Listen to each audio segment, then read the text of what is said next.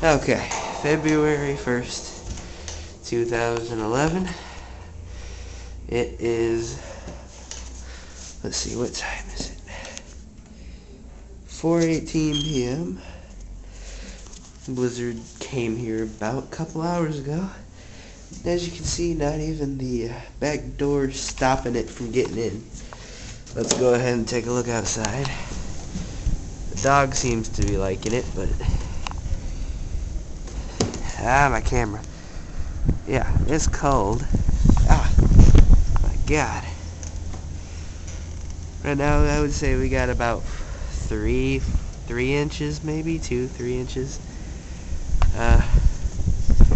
Cars are... It's light snow, puffy, not clumpy snow.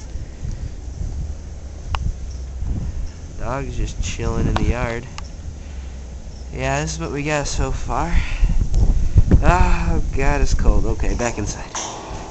I will be doing another update in about probably every 2 hours to see how bad it gets out there. Alright, bye.